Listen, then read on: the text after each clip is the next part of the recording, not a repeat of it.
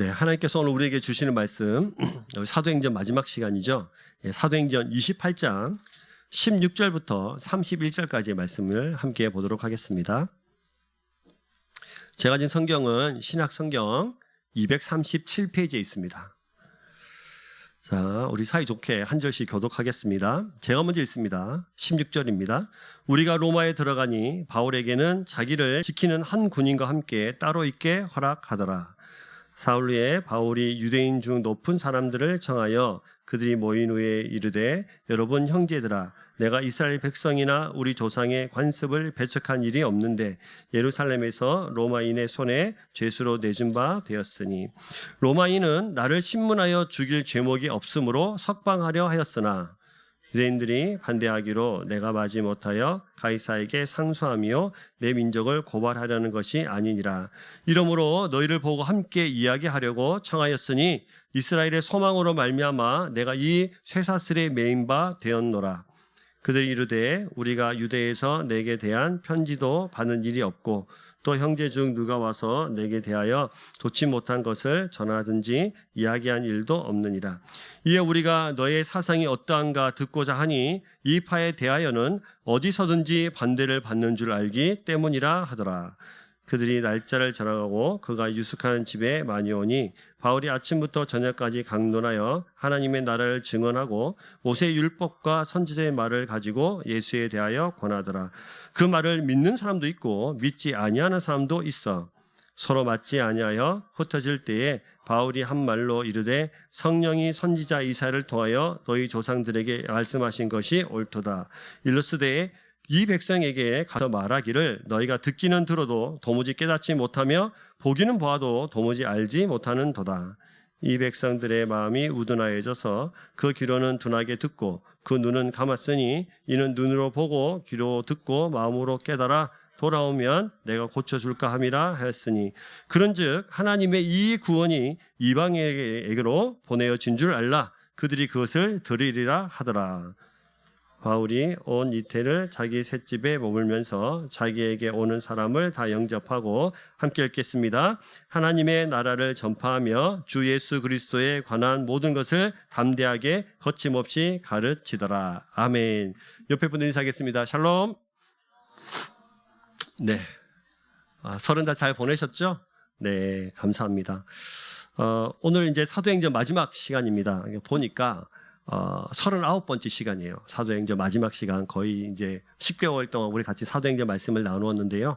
이 말씀을 이제 오늘 마지막으로 함께 나누면서 또 하나님께서 우리에게 주시는 하나님의 음성들, 또 메시지가 무엇인지 좀 살펴봤으면 좋겠습니다.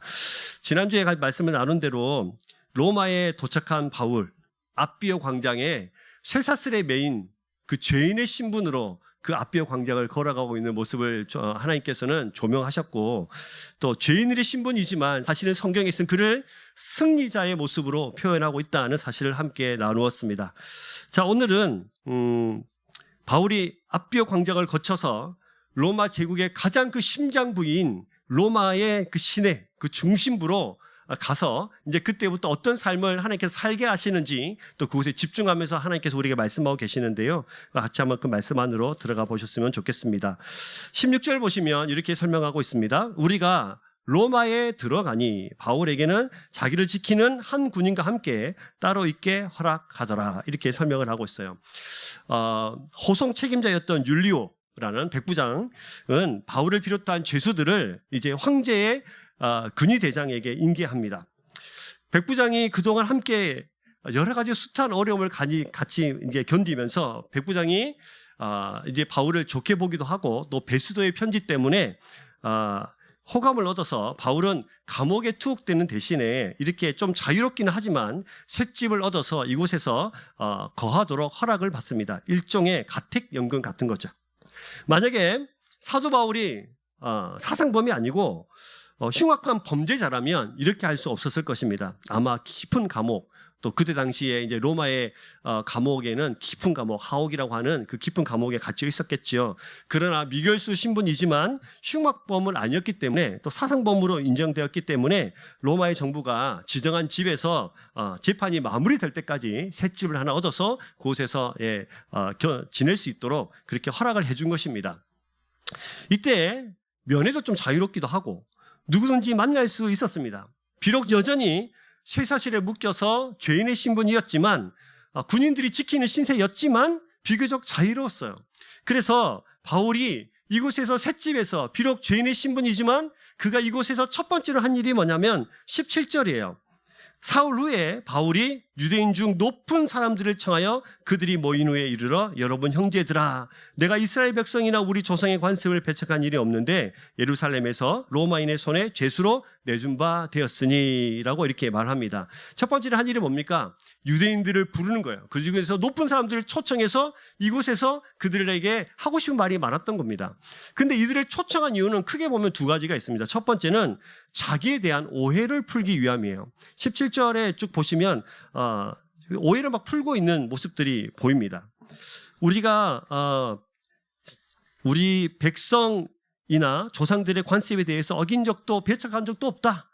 자신에게 사형당할 죄가 없다. 로마인이 석방하라고 했다. 그러나 유대인들이 반대로 내가 어쩔 수 없이 로마 황제에게 상소하게 됐고 내가 쇠사슬에 매인 것은 이스라엘을 위한 것이다 라고 자기를 항변하고 해명합니다.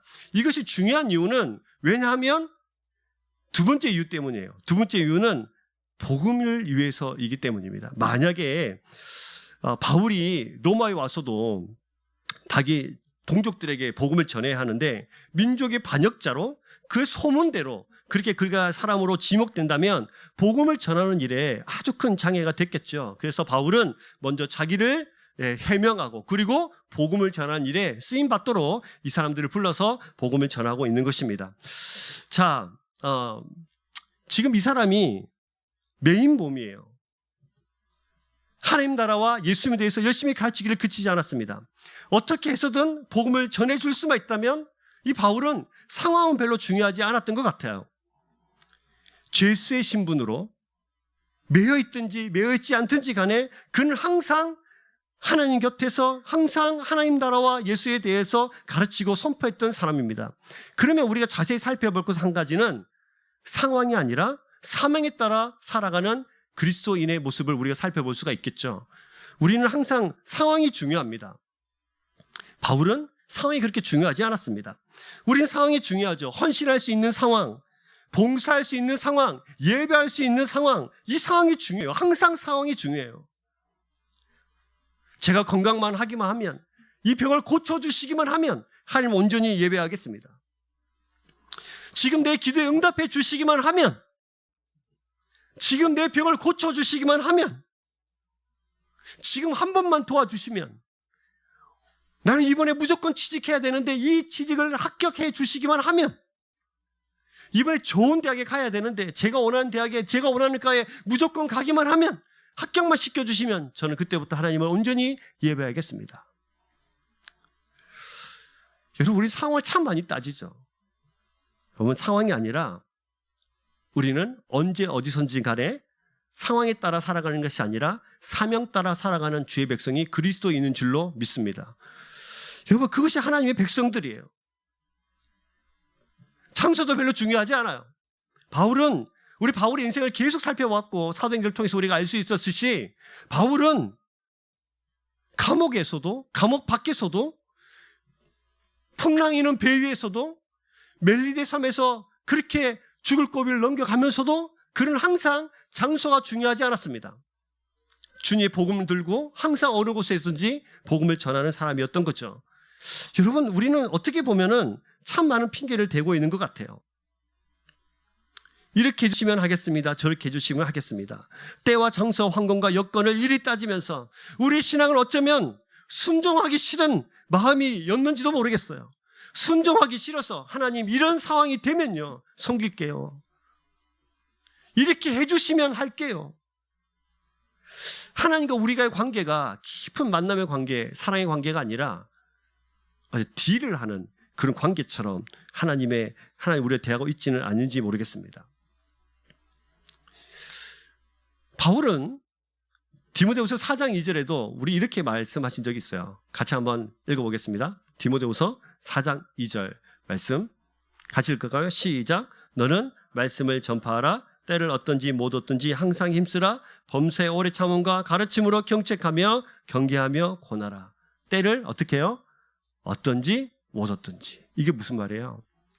때와는 상관이 없다. 상황은 상관없다. 우리는 어느 곳에 있든지 어느 상황에 있든지 하나님 온전히 예배하고 온전히 하나님 앞에 나아가는 주님의 백성이 되어야 된다고 우리에게 말씀하고 있는 것입니다. 지금까지 우리가 때와 장소로 내가 생각하는 상황으로 핑계를 대고 있다면 이것은 하나님 앞에 반드시 회개할 일이고 다시 우리 삶을 하나님 앞에서 다시 시작해야 될 일입니다.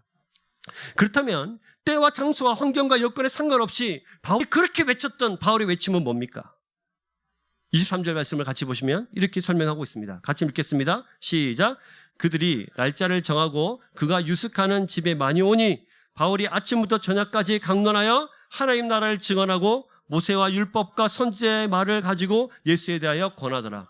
그가 아침부터 저녁까지 찾은 모든 사람들에게 전했던 그것은 뭡니까? 첫 번째는 하나님의 나라예요. 두 번째는 뭡니까? 예수님에 대하여였습니다. 근데 예수님에 대해서 어떻게 설명하냐면 모세의 율법과 누구? 선지자의 말을 가지고 예수님에 대해서 설명한 거예요. 여기서 굉장히 중요한 의미를 가지는데 하나님의 나라가 뭡니까? 뭐 길게 설명할 수 없지만 우리 조금만 살펴보신다면 하나님은 믿음의 조상 아브라함에게 약속하셨어요. 내 자손을 번창케 해줄 거다. 내 자손을 통하여서 천한 만민의 복을 받게 하실 거다. 하나님은 모세를 통하여서 이스라엘 백성을 애굽에서 구원해내면서 아브라함에게 약속하셨던 그 약속한 대로 가나안 땅에 들어가게 하시면서 이스라엘이라는 나라를 건설하게 하시죠. 이스라엘 나라는 하나님의 뜻, 하나님께서 통치하시는 신정국가입니다. 이것을 모델로 보여주는 거예요. 자기 자신이 신이 되어서 자기 뜻대로 살아가는 세상에서 내가 만든 신을 섬기며 살아가는 세상에서 하나님이 통치하시고 하나님이 이 땅의 유일한 구원자이시며 창조주이시라는 사실을 보여주는 그분이 우리의 통치자가 되신다는 것을 선포하기 위함입니다. 이 지구상에 하나님이 통치하시는 하나님 나라를 이스라엘이라는 나라를 선택하셔서 모델로 이 세상에 보여주시고자 하시는 거죠. 그런데 모세와 선지자들이 하나님의 나라를 다스릴 왕이 올 것을 예언하면서 다윗의 혈통을 통해서 메시아, 즉 예수 그리스도가 이 땅에 오실 것이라는 것을 선포했습니다. 마태복음 1장 1절에 보시면 아브라함과 다윗의 자손 예수 그리스도의 세계라라고 말하면서 예수님의 족보가 시작이 되어지는데 하나님의 통치가 이 예수 그리스도를 통하여서 이제 완전히 선포되어지고 이루어지는데 그가 진정한 왕이라는 사실을 마태복음 1장 1절부터 우리에게 설명하고 있습니다. 과연 이것이 맞을까? 그러면 하나님께서 이 땅에 보내신 예수 그리스도가 진짜 메시아가 맞을까? 진짜 구원자가 맞을까? 성경에는 그것을 계속해서 증명해내고 있습니다. 대표적으로 병든 자가 자유하게 되고 못 보는 자가 보게 되고 못 듣는 자가 듣게 되어지는, 심지어는 안진뱅이가 일어나고 심지어는 죽은 자가 살아나는 그 역사가 일어나면서 이 세상 모든 것을 통치하시는 분이 바로 이 예수 그리스도의 사실을 우리에게 설명하고 있어요. 뿐만 아니라 모세의 글과 선지자의 글, 모세의 율법과 선지자의 글에서 선포하고 있는 예수 그리스도에 대해서 예언하고 있는 것은 뭡니까? 대표적으로 이사야서 53장 5절 말씀을 같이 보시면 이 말씀이 있습니다. 우리가 잘 아는 말씀인데요. 같이 읽어보겠습니다. 시작. 그가 찔림은 우리의 허물을 인함이요 그가 상함은 우리의 죄악을 인함이라. 그가 징계를 받음으로 우리가 평화를 누리고 그가 채찍에 맞음으로 우리가 나음을 입었도다. 이사야 선지자가 한 말입니다. 이사야 예언대로 예수님이 이 땅에 오셔서 찔리시고 상하시고 죽으시고 채찍에 맞으셔서 십자가에서 돌아가셨습니다. 예수님께서는 성경대로 죽으셨고 성경대로 부활하셨고 그분이 우리의 구세주가 되십니다. 이 모든 것이 사실이다. 이 모든 것이 진짜다라는 것을 증명하는 사건이 바로 부활의 사건이에요. 하나님 나라의 확장은 그리스도의 복음을 듣고 영접할 때 확장됩니다. 이 예수 그리스도가 통치자이며 하나님 나라를 건설하는 것을 바울은 이렇게 설명하는 거예요. 그분이 하나님의 나라가 이 땅에 오시고 그분이 이 땅에 오셔서 하나님 나라를 확장시켜 놓으시고 그분이 우리의 통치자라 사실을 하나님의 나라와 모세의 율법과 선지자의 글을 통해서 예수 그리스도가 누구신지를 계속해서 설명해 낸 겁니다. 근데 여러분, 바울이 원래부터 이런 사람이었나요? 바울이 원래부터 구약과 신약을 넘나들면서 그 선지자의 글, 모세의 율법, 그렇게 많은 선지자들이 선포했던 그 예수 그리스도가 이 예수 그리스도라고 처음부터 그렇게 설명했던 사람이든가요? 아니죠. 그는 예수 그리스도를 믿는 사람들을 잡아다가 죽였던 일에 앞장섰던 사람이잖아요. 심지어는 자기 집에서 있는 사람들까지 집에까지 쳐들어가서 그 사람들 잡아다가 신문하며 넘겼던 사람들이 앞장섰던 앞잡이잖아요. 바울은 율법이라면 둘째 가라면 서로할 만큼 박식했던 바울은 구약의 메시아 선포되었던 그 메시아, 우리의 구원자가 이 땅에 오는 줄로 알고는 있었습니다만 사실은 바로 예수 그리스도 그분의 사실을 연결시키지 못했죠. 구약에서 그렇게 말했어. 예수 그리스도는 그분이 아니야. 구약의 메시아를 알았으나 신약의 예수 그리스도를 연결시키지 못했던 거예요. 그래서 믿는 자들의 공경이 적이 되어서 잡아다 죽이는데 앞장섰던 사람이 됐잖아요. 근데 어떻게 해서 이런 사람이 됐습니까? 어떻게 해서 구약의 그 메시아와 자기 눈앞에 있는 자기가 만났던 예수 그리스도를 어떻게 이분이 예수 그리스도, 그분이 우리의 메시아라는 사실을 선포하게 됐습니까? 이것을 연결되어지는, 구약과 신약을 연결되어지는 장소가 있었잖아요. 어디죠? 다메섹 도상이에요. 구약의 메시아와 신약의 예수 그리스도가 연결되어져서 그분이 우리가 기다렸던 예수 그리스도의 사실을 믿게 된 바로 그 다메섹 도상, 바로 그 장소가 바울에게는 인생의 모든 것이 전환되어지는 장소였습니다. 사실 여러분, 우리도 바울같이 이원론적인 삶을 살아가는 사람들이 많이 있어요. 알기는 아는데 믿음으로 연결시키지 못하는 사람이 얼마나 많은지 모릅니다. 신이 있는 걸 알겠는데 그분이 예수님이라고? 유일한 구원자가 예수님의 사실을 연결시키지 못하는 사람들이 많이 있어요. 구약의 하나님을 이해하겠는데 신약의 예수님을 믿지 못하는 사람들도 있습니다. 예수님이 구원자의 사실을 알겠는데 성경 속에서만 가두어두고 내 삶에는 전혀 영향을 끼치지 못하는, 그저 내 머릿속에만 있는, 내 삶과 전혀 상관없는 삶을 살아가는 이들도 있습니다. 내 삶의 통치자로, 내 삶의 주권자로 내어드리지 못하는 자들이 얼마나 많은지 모릅니다. 다메섹 도상에서 바울이 지식과 믿음이 연결되는 장소였다면 여러분, 우리에게도 다메섹 도상과 같은 사건이 있어야 합니다. 내가 아는 것과 내가 믿는 것이 하나가 합쳐져서 내 인생 전부를 내어드리고 어느 곳에 있든지 상황과 때와 장소에 상관없이 주 예수 그리스도가 우리의 구원자의 사실을 날마다 선포하고 그 믿음으로 살아가는 사람들이 필요합니다. 바로 그때에 내 삶의 방향이 정해지고 때와 장소가 무의미하게 되는, 목적을 위해서 살아가는 사람이 되어지는 것입니다.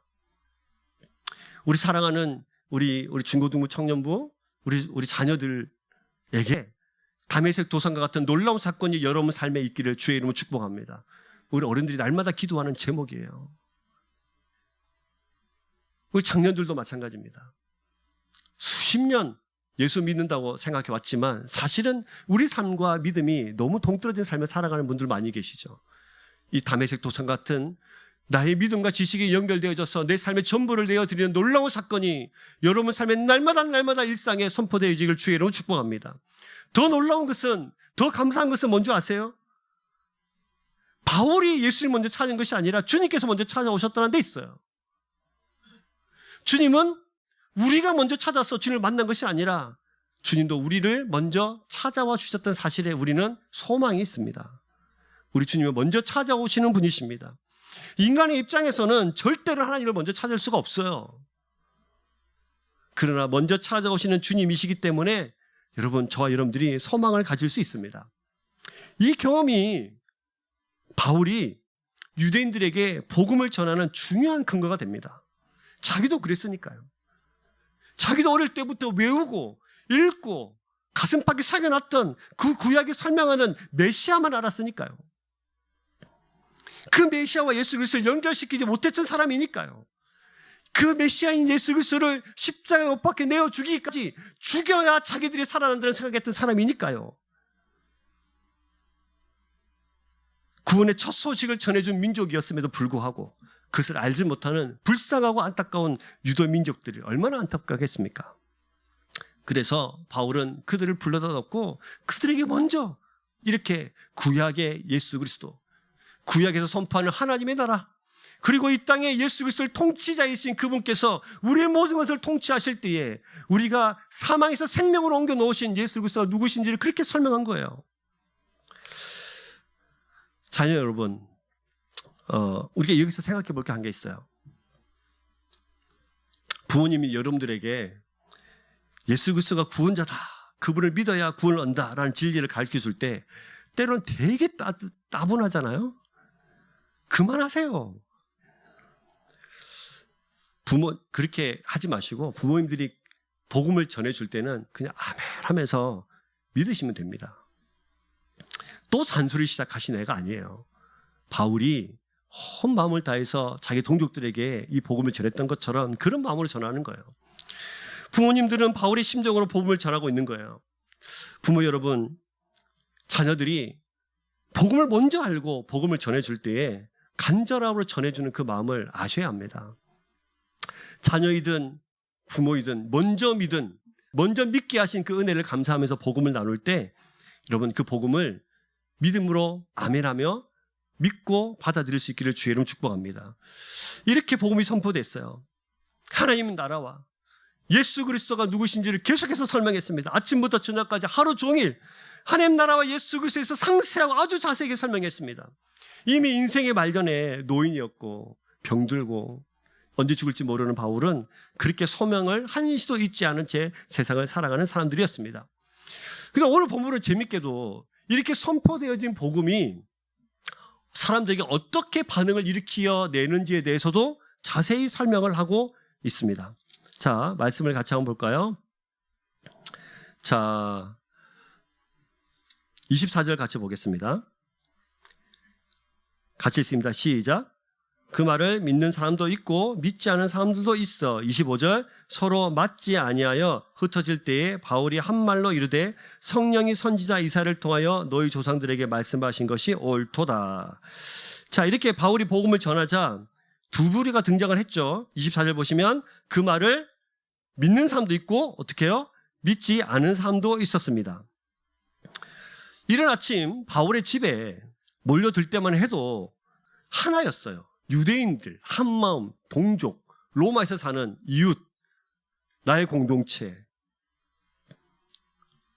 근데 복음을 전해 듣고는 그들이 25절에 이렇게 말합니다. 서로 어떻게 했다? 맞지 않았다. 서로 맞지 않았다. 하나였던 이들이 맞지 않았습니다. 이 모습을 가만히 지켜봤던 바울은 이렇게 해석을 합니다. 27절, 26절, 27절 보시면 일러스되 이렇게 되어 있죠. 이 백성에게 가서 말하기를 너희가 듣기는 들어도 도무지 깨닫지 못하며 보기는 보아도 도무지 알지 못하는도다. 이 백성들의 마음이 우둔하여져서 그 귀로는 듣게 하고 그 눈은 감았으니 이는 눈으로 보고 귀로 듣고 마음으로 깨달아 돌아오면 내가 고쳐줄까 함이라 하였으니라고 되어 있어요. 이것을 26절 앞에 보면 뭐 기억이라고 적혀 있습니까? 맞아요? 그럼 각주에 보면 뭐라 되어 있죠?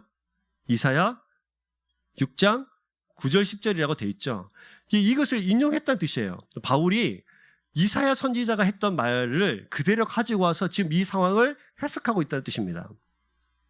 이게 무슨 말이냐면 이들이 듣기는 들어도 도무지 깨닫지 못한다 라는 말을 지금 하고 있는 거죠.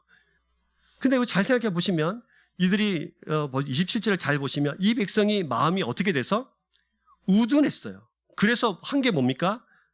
귀를 둔하게 듣고 눈을 감았다. 귀를 닫고 눈을 닫았다는 거예요. 그러면 마음을 우둔하게 해서 귀를 막고 눈을 감은 이유가 뭐냐면 깨닫고 돌아오면 고침을 받을까 하노라. 그들이 고침받을까 봐 귀를 닫고 눈을 닫아서 지금 예수 그리스도의 구원자 사실을 들려주고 보여주고도 있음에도 불구하고 그 귀와 마음을 닫고 있는 것입니다.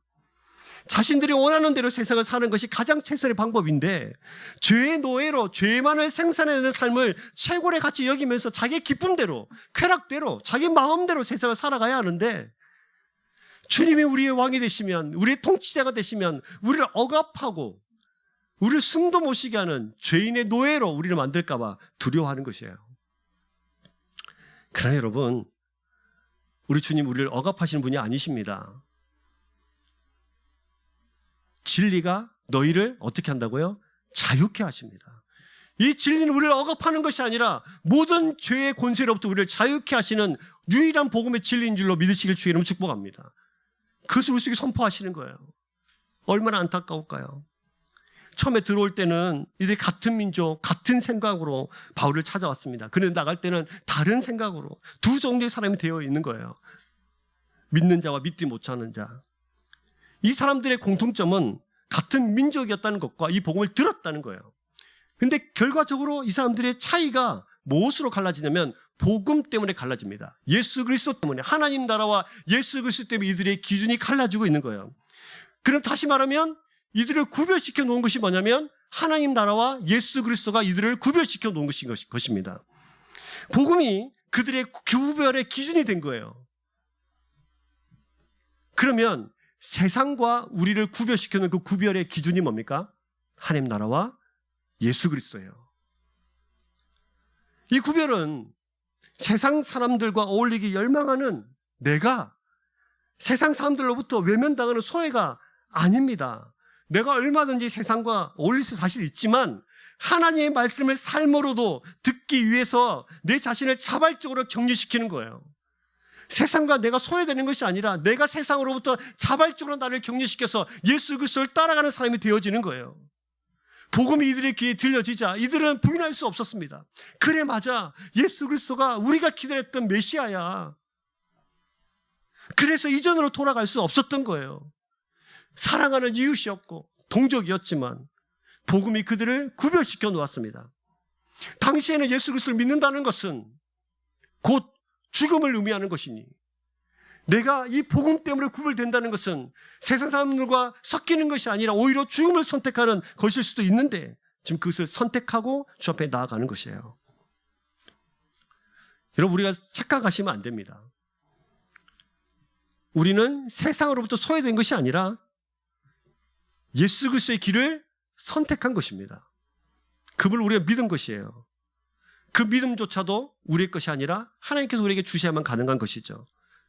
이것을 우리가 믿음으로 복음 때문에 세상과 구별되는 것을 성경은 거룩이라고 합니다. 여러분, 거룩한 주의 백성이 되십시오. 세상과 복음으로 구별되는 것을 두려워하지 마십시오. 예수 믿는다고 하면서 이렇게 살아간 지 얼마나 많은지 몰라요. 믿는 건 좋은데 적당히 믿어라. 이런 말들이 막 난무하잖아요. 적당한 선에서 하나님과의 거리를 두고 적당한 선에서 세상에도 한 발 걸치고 하나님께도 한 발 걸치면서 내가 유리한 대로 이쪽에도 갔다가 저렇게도 갔다가 하는 그런 삶이 아니라 철저하게 예수 그리스도의 십자가의 그 뒤를 따라가는 사람들이 되어야 합니다. 우리가 복음 때문에 구별된 사람들인 줄로 믿습니다.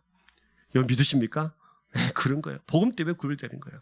근데 여러분, 놀라운 것은 우리가 이 복음이라는 것을 우리는 착각할 때가 있어요. 내가 믿는 것, 내가 선택하는 것 서로 착각할 때가 있는데, 사실은 성경을 잘 보시면 하나님의 선택에 의해서 우리가 구원이라는 것을 받게 됩니다. 어떻게 우리를 선택하십니까? 이것을 잘 설명한 데가 로마서 9장 9절에서 16절까지의 말씀인데요. 좀 길긴 합니다만 같이 이 말씀을 같이 좀 읽어보셨으면 좋겠어요. 자, 로마서 9장 9절에서 16절이에요. 같이 읽겠습니다. 시작. 약속의 말씀은 이것이니 명년 이때에 내가 이르니 사라에게 아들이 있으리라 하심이라. 그뿐 아니라 또한 리브가가 우리 조상 이삭 한 사람으로 말미암아 민신하였는데 그 자식들이 아직 나지도 아니하고 무슨 선이나 악을 행하지도 아니한 때에 택하심을 따라 되는 하나님의 뜻이 행위로 말미암지 않고 오직 부르시는 이로 말미암아 서게 하려 하사 리브가에게는 이르시되 큰 자가 어린 자를 섬기리라 하셨나니 기록된 바 내가 야곱은 사랑하고 에서는 미워하였다 하신과 같으니라.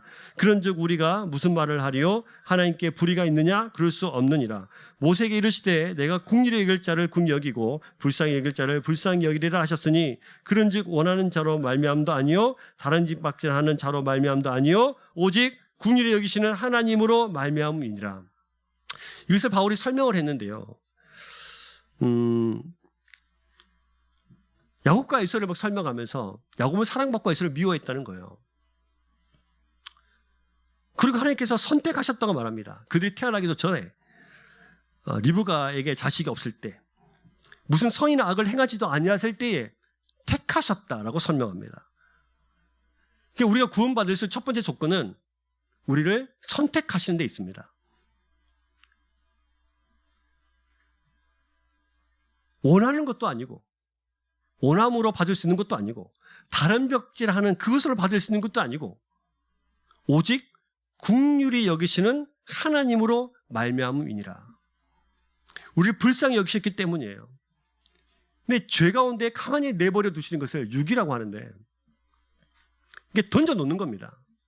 근데 그 가운데서 건짐을 받은 거예요. 옆에 분들 봐보세요. 이 사람을 죄 가운데 그냥 가만히 내버려 두고 던져놓고 네 알아서 살아라가 아니라 하나님께서 뭐 하셨다는 거예요? 선택하셨어요. 건져내시기로. 근데 그 조건이 예수 그리스도를 믿는 믿음으로 건져을 받는 겁니다. 우리가 죄 가운데 버려두지 않고 부르신 것, 그리고 날마다 말씀 가운데 나와서 그 말씀을 읽고 하나님 누구신지 깨닫고 하나님의 은혜를 깨닫고 하나님의 사랑을 깨닫는 그 모든 것이 긍휼히 여기시는 하나님의 은혜였다는 사실을 믿으셔야 합니다. 그럼 저를 따라서 한번 해볼까요? 옆에 분들 봐보세요. 당신이 선택한 것이 아니라 하나님의 선택입니다. 감사해요? 안 감사해요? 너무 감사하죠. 근데 그것으로 끝나는 게 아니잖아요. 우리 예수 그리스도를 믿고 나는 믿는다 말만 한다고 믿는 것이 아니고 진짜 그분이 나의 구원자를 믿고 내 인생 전체를 맡겨놓고 그분을 따라갈 때, 그분만이 유일한 구원자의 사실을 깨달을 때, 그를 믿을 때 우리는 믿는다라고 말을 하시는 겁니다. 많은 성도들이 그냥 머리로만 난 교회 다니니까 예수 믿어. 10년, 20년, 30년 다니니까 난 자연히 믿음이 좋아. 목사가 되면 무조건 믿음이 좋아. 아니죠, 여러분.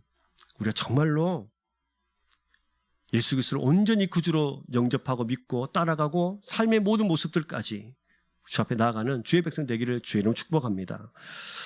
여러분, 이 부분을 열심히 온 이태를 다해서 2년 동안 바울은 이 셋집에 갇혀 있으면서 그러나 수없이 많은 사람들이 찾아오는 그 모든 사람들에게 아침부터 저녁까지 온 힘을 다해서 하나님 나라와 예수 그리스도를 전했습니다. 그들이 온전히 예수 그리스도를 발견하기를 소망하는 마음 때문이죠. 또 다르게 보면 하나님은 바울을 통해서 계속해서 예수 그리스도가 누구신지, 구약에서 설명하고 있는 그 메시아가 누구신지를 계속해서 가르쳐 보여주신 거예요. 하나님 입장에서 이것을 계시라고 하는데 열심히 계시하신 거예요. 보여주시는 거예요. 계속 들려주시는 거예요.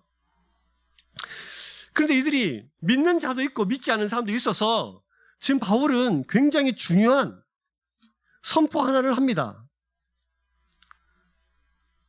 그것이 뭐냐면 28절이잖아요. 그런즉 하나님이 이 구원이 같이 읽어요. 이방인에게로 보내어진 줄 알라. 그들은 그것을 들으리라 하더라. 먼저 선택받고 먼저 계속해서 복음을 들려줬는데 그들이 믿는 사람도 있고 믿지 않는 사람도 있는 거예요. 그래서 지금 바울의 입술을 통해서 하나님께서 말씀하시는 거죠. 이 복음이 이제 예루살렘에서 어디로? 이방 땅으로, 온 세계 땅으로 흘러가게 될 것이다. 그들은 그 복음을 듣게 될 거다. 그들은 그것을 들으리라. 로마에서는 유대인에게도 복음을 열심히 전했어요. 이방인에게 이제 넘어가게 된 겁니다. 교회 탄생도 사실은 예루살렘에서 시작했잖아요. 예루살렘에서 이제 그 촛대를 옮겨서 이방인 땅으로 주님께서 선택하시고 부르시기로 작정하신 모든 사람들이 전도라는 수단으로 도구를 삼아 예수 그리스도를 믿을 수 있도록 온 세상으로 복음이 선포되어지는 놀라운 선언을 하시게 된 것입니다. 이것을 통해서, 이 사건을 통해서 지금 저와 여러분들이 예수 그리스도를 구주로 영접하고 우리의 구원자의 심을 고백하며 하나님 앞에 예배하고 하나님을 찬양하는 주님의 백성이 된 줄로 믿습니다.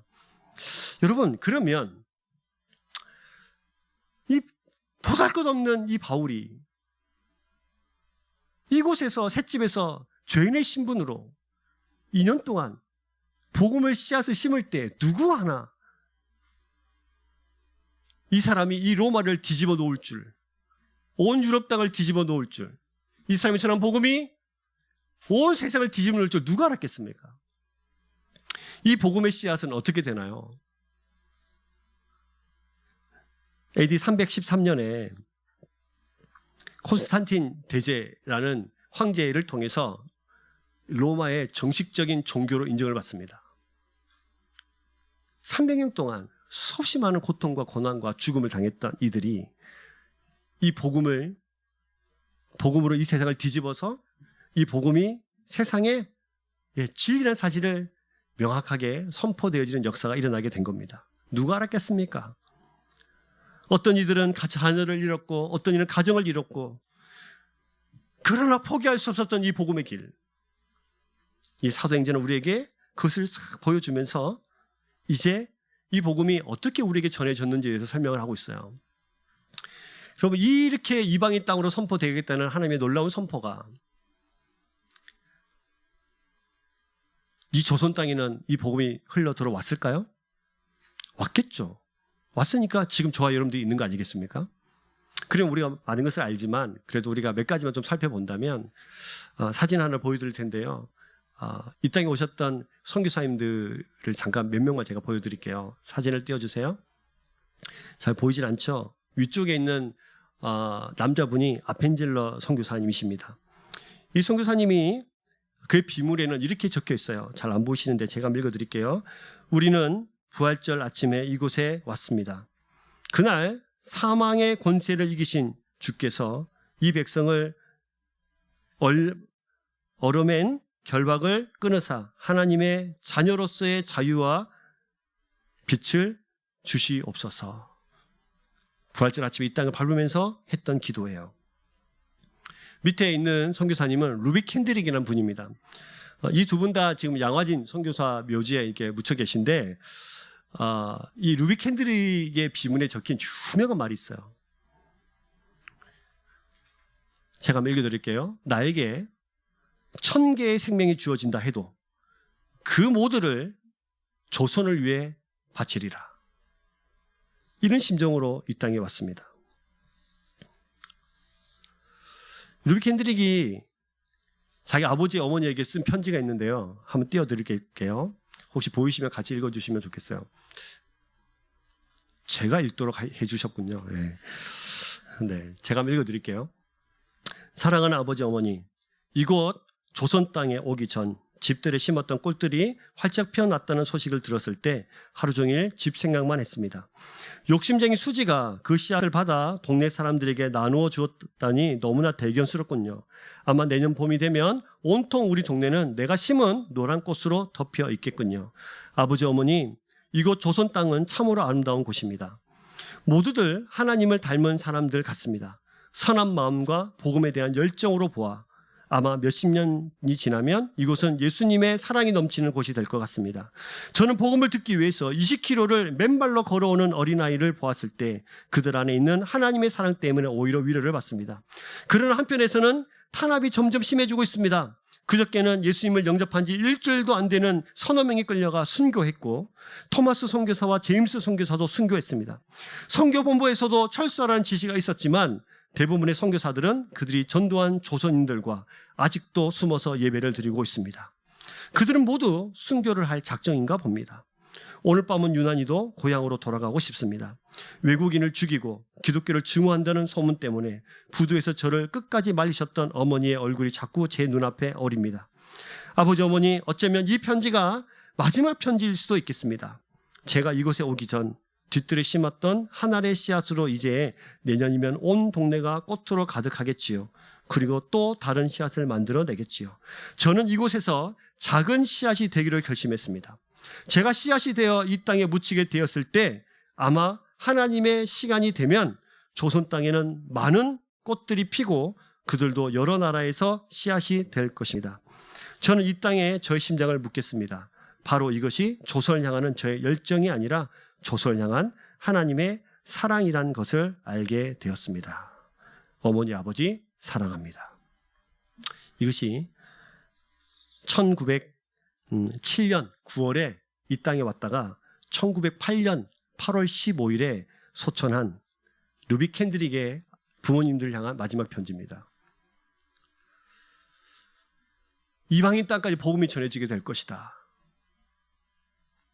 이 선언으로 많은 선교사님들이 자기 생명을 걸고 이 땅에 와서 이 복음을 우리에게 전해 주었습니다. 그리고 루비 캔들에게 편지에서 보이는 것처럼 자기 뒷뜰에 심어놓은 그 씨앗 하나가 온 땅에 퍼지는 것처럼 자기도 이 땅의 씨앗이 되어서 언젠가는 이 땅에 많은 씨앗들이 또 퍼져서 다른 나라에까지 선교하게 될 것이다. 간절한 소망이 하나님께서 그 소망을 이루어 주셨어요. 우리는 이제 복음을 두고 세상을 땅끝까지 가는 사람들이 되었습니다. 그러나 여러분, 우리가 주님의 복음이 과연 우리에게 무엇인지, 예수 그리스도가 나에게 누구신지 생각해 보셔야 합니다. 영상 하나 볼 텐데요. 한국인 이름은 민노아, 영어 이름으로는 밀러라는 분의 영상을, 선교사님의 영상을 한번 보도록 하겠습니다.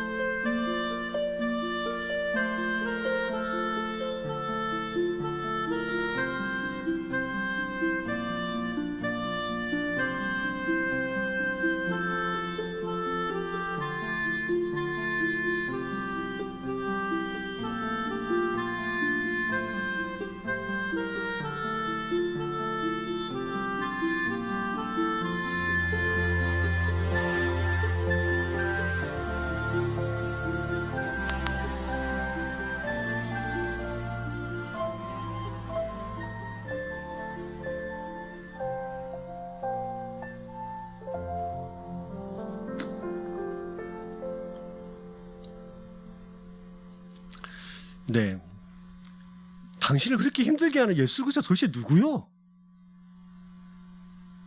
많은 말을 할 수 있었는데 이렇게 대답했죠. 예수님은 누구신가?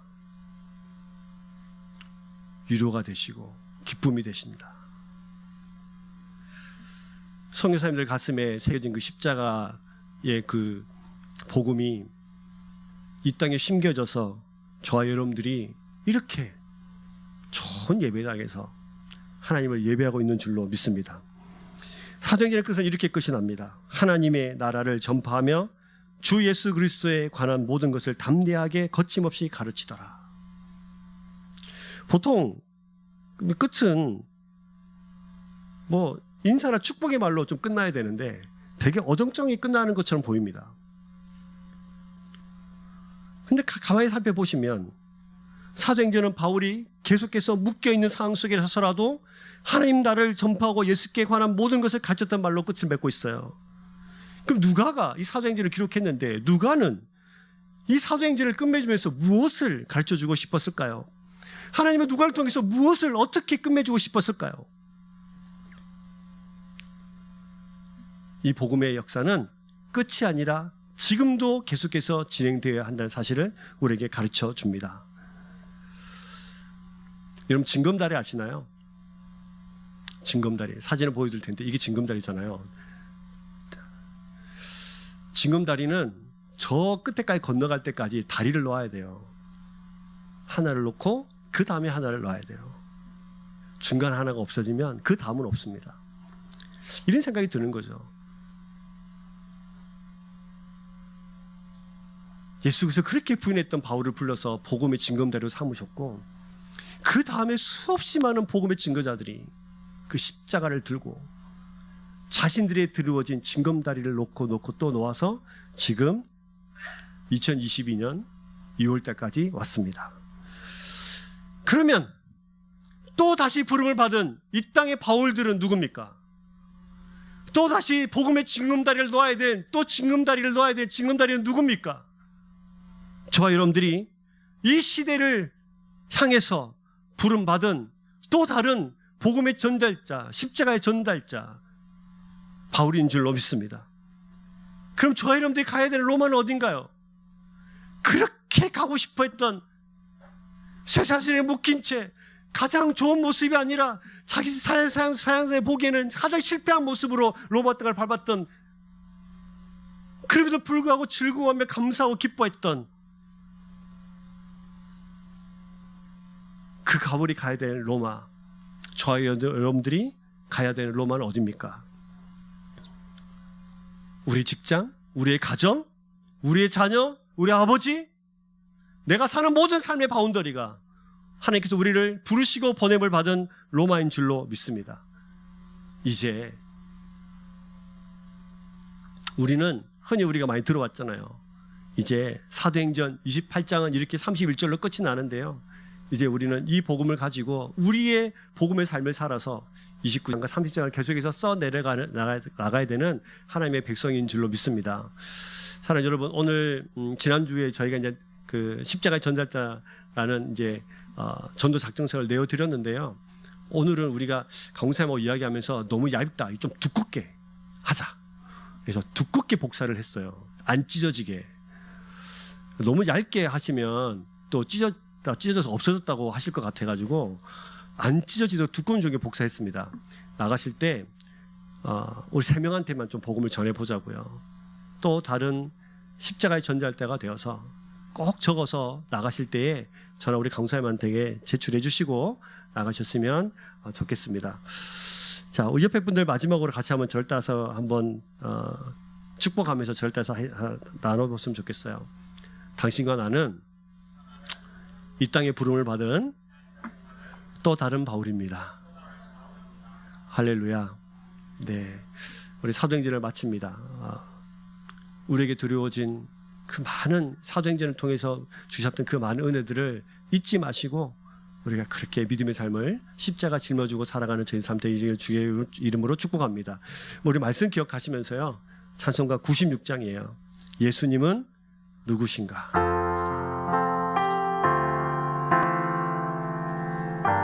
자기 자녀도 잃고 부인도 잃고 믿지 않는 조선 사람들의 눈에 보기에는 도대체 그렇게 당신을 힘들게 하는 사람이 누구요? 예수께서 도대체 누구요? 누구이기에 그렇게 그런 삶을 살아도 포기할 수 없는 이 길을 가는 것이요? 우리 삶과 이 땅을 향해서 선포하십시다. 예수님은 누구신가? 우는 자의 위로와 없는 자의 은총이며 정한 자의 높은 것, 잡힌 자의 노임되고 우리